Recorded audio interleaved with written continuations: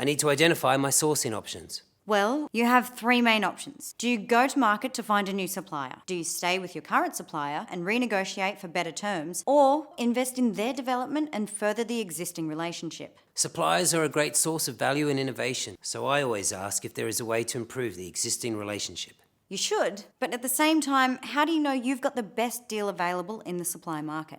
Market research. Exactly. Explore your options by conducting market research outside of your current arrangements. A benchmarking exercise can be performed discreetly. Think about it as an ongoing activity with informal and formal elements. Things like talking to professional peers in the procurement community and other suppliers that show interest in your business. No one likes sales calls, and yes, it takes up some of your time. But be selective and yet open, and it will pay off in the long run. So what further opportunities exist?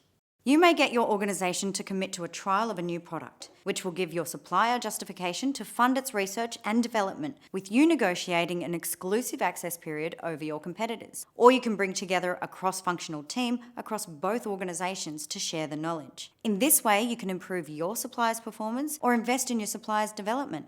Let's assume that I choose to go to market. How do I go about developing a sourcing strategy? There are two key questions to consider here. How are you going to approach the market, and how will you engage with your suppliers? First, I should consider the organisational needs, the extent of the requirement, the dynamics of the market, and the depth of the supply base. That's true. And then I need to work out the best way to meet these needs. I need to think about the supply arrangement, sole supplier or panel of preferred suppliers. And the option you select will be guided by the strategic impact of sourcing and the risk associated with the requirement. So you need to identify potential risks and develop your implementation plan. While it's no easy task to anticipate every possible risk, it's important to consciously take this step before blindly engaging the market. Right, so I'm looking for risks that come from sourcing and risks from the ongoing requirement. These can be operational, commercial, environmental or social, or relate to legal obligations, safety and probity measures. And you need to rate each risk according to likelihood and impact and work out your mitigation strategies. Once this is done, you can now create a plan for implementation.